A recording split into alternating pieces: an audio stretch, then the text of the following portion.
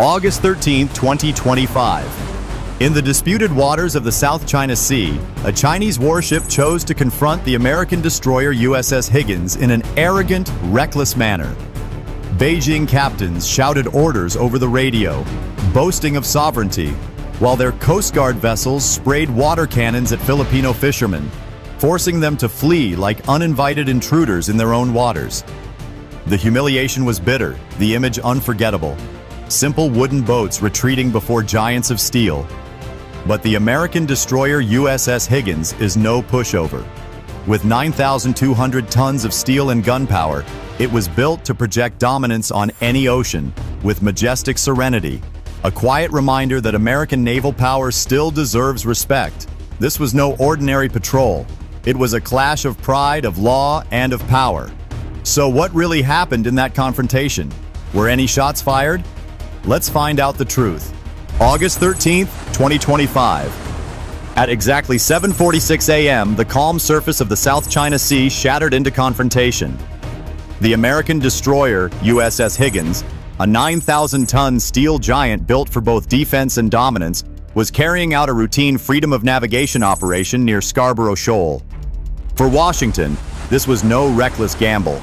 It was a legal, deliberate mission, a signal that the world's busiest sea lanes must remain open, no matter whose flags flutter on the horizon. But Beijing had other plans.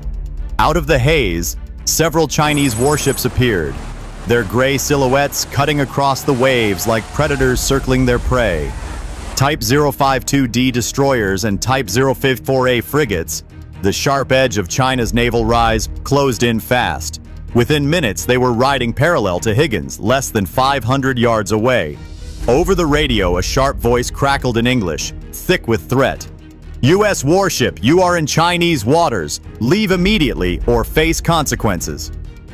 The intent was unmistakable. This was no routine patrol by China. It was a deliberate act of intimidation, a calculated attempt to provoke.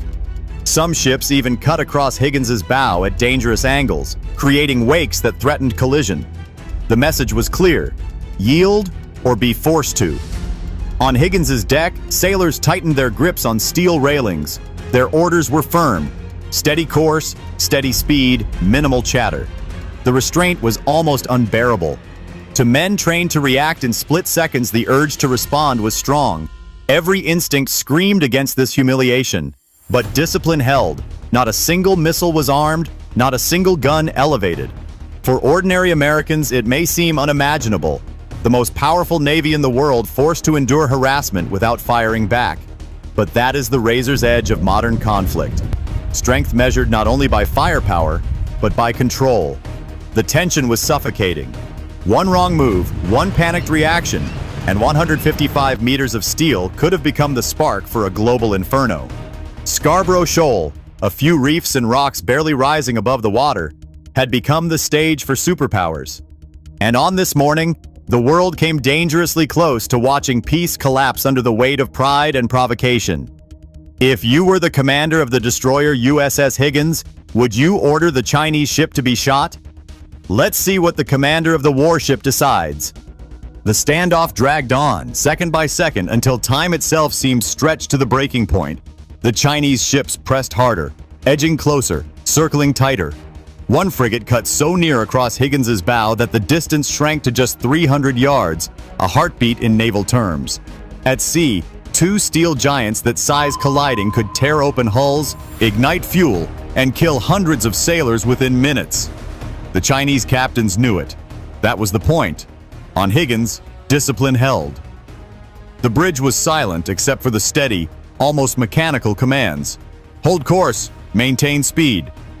The officers' voices carried calm authority, but the tension on deck told a different story. Sailors gripped the rails until their knuckles turned white. One described it later as standing in front of a loaded cannon and daring it to fire. They knew what their ship carried: 96 vertical launch cells, each one capable of unleashing tomahawks, harpoons, or SM-2s in a matter of seconds. In less than 2 minutes, Higgins could turn every hostile contact on radar into twisted wreckage at the bottom of the sea. But that was exactly why restraint mattered. To unleash such power in a moment of anger would not only sink a few ships, It could pull two superpowers representing over 1.7 billion people into open war. The burden of restraint weighed heavier than the 9,200 tons of steel beneath their boots. Still, the provocation burned. Imagine serving aboard one of America's most advanced destroyers, built at a cost of nearly $2 billion, and being forced to endure taunts and intimidation from ships half its capability. To the men on Higgins, every splash of water from a Chinese wake, every shouted demand over the radio, was an insult not just to their mission, but to their flag. The frustration was real. It sat in their chests like a stone. And yet, this too was a form of power. Higgins's SPY-1D radar tracked more than 200 contacts simultaneously, marking every Chinese ship, every fishing boat, every plane overhead. The sailors knew, if the order came, they could strike first, strike fast, and strike decisively. The Chinese wanted to show dominance. Instead, they revealed their desperation. On that morning, restraint was not weakness. It was discipline. It was proof that America's true strength lies not just in its arsenal, but in its control. But every man aboard Higgins felt the same truth. Patience has limits. And when those limits are crossed, the consequences can shake the world. Yet behind that silence, behind every clenched fist and steady command, lay the true measure of American power. A power not just endured, but waiting to be revealed. While Chinese destroyers and frigates prowled menacingly at close range, the USS Higgins remained steady, cutting through the waves with calm precision. To the untrained eye, the American ship seemed passive, even cornered. But beneath the steel decks lay an arsenal that could alter the fate of nations in a single hour. Higgins's vertical launch system housed 96 missile tubes, each one capable of carrying either an SM-2 interceptor, an ESSM for close-in defense, or a Tomahawk cruise missile with a reach of over 1,000 miles. In raw numbers, this single destroyer carried more firepower than the entire Philippine Navy combined. Its phalanx CIWS could spit out 4,500 rounds per minute, a wall of steel that would shred any missile or aircraft daring to approach. Its SPY-1D radar could track over 200 targets at once, separating real threats from false signals with unblinking accuracy. For Beijing's commanders, these facts were not lost. The Chinese ships in the standoff bristled with weapons. The Type 052D destroyers armed with the feared YJ-18 anti-ship missile, capable of streaking toward its target at supersonic speed with a range of nearly 290 miles. Each warhead packed enough explosive force to rip through a carrier's hull. Alongside them, the smaller Type 054A frigates added dozens more missile tubes, creating the image of strength in numbers. But the reality was sobering. Even with these weapons, China's flotilla knew they were shadowing a ship tied directly into the most powerful command and control system on Earth, the U.S. Navy's Aegis network. Every move they made, every radar ping they sent out, was tracked not only by Higgins, but by satellites overhead and submarines lurking unseen below. In any real exchange, the Chinese captains understood, their ships would be reduced to burning hulks in less than 15 minutes. And yet, here they were, pressing closer, desperate to capture footage, desperate to prove defiance. Their game was not military dominance, but psychological theater, to show the world they would not yield. For the Americans aboard Higgins, that was the bitter truth. They held in their hands the power to erase the threat in moments, but their orders were to endure, to hold course, and to let the world see who carried authority without firing a single shot. That morning, Scarborough Shoal was more than a reef. It was a stage where America's unmatched power was measured not just in missiles and guns, but in the restraint of men who could destroy their enemies, but chose not to. America's destroyer stood tall in discipline and strength, but for the fishermen of the Philippines, the sea that fed their families became a place of humiliation. While warships measured each other in silence just a few nautical miles away, another drama was unfolding, one even more heartbreaking. At the edges of Scarborough Shoal, over 40 Filipino fishing boats tried to haul in their morning catch. For them, the reefs were not a battlefield, but a lifeline. Generations had lived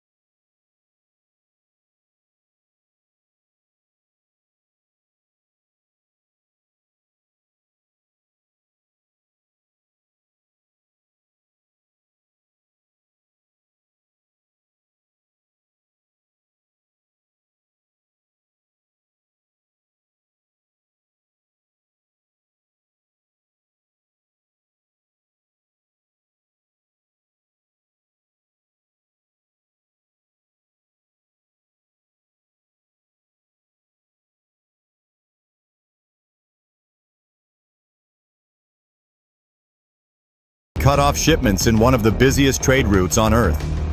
That is not just about fishing rights or maritime borders. It is about the ability to strangle economies, to wield economic warfare without firing a single shot. For America, the stakes could not be clearer. The credibility of its alliances is on the line. If the Philippines, a treaty ally, is left alone to face water cannons and rammings, then what faith can Japan or South Korea place in Washington's word? Already, Chinese state media broadcasts each encounter as proof that China will not yield. Each propaganda victory chips away at confidence in American resolve. And yet, Higgins's patrol proved another truth. The United States is still there, still present, still willing to put steel in the water to defend the principle that no nation owns the world's sea lanes. Scarborough is no longer just about rocks or reefs. It is about a contest between two futures, one ruled by law and one ruled by force. And in this contest, every close call, every confrontation is more than an incident. It is a test of America's role as the guarantor of peace on the world's oceans. The confrontation at Scarborough Shoal ended without a missile launched or a gun fired. But in many ways, that silence was more telling than the roar of battle. For hours, American sailors aboard USS Higgins endured reckless provocation, watching Chinese destroyers press closer, hearing the insults over the radio and seeing Filipino fishermen scattered like prey before the steel prows of militia ships. They held their ground, steady and disciplined, even as the weight of restraint cut deeper than the sting of humiliation. This is the paradox of power in the 21st century. America commands the most advanced navy in human history, a single destroyer carrying enough firepower to shatter fleets. Yet victory today is not measured in explosions, but in patience. It is in the ability to uphold law when law is mocked, to stand firm when allies are harassed, and to show the world that strength is more than missiles and guns. Scarborough is just a reef, but it has become a symbol of two visions. One where international law shields the weak, and one where force dictates every outcome. For the United States, the choice is clear. If the seas are surrendered to intimidation, the world America's greatest generation fought to build, a world of open trade and shared security, begins to unravel. That August morning proved one lesson. Peace is fragile. It survives only when those who can defend it choose not to look away. If you value truth and analysis, hit subscribe and stay with us.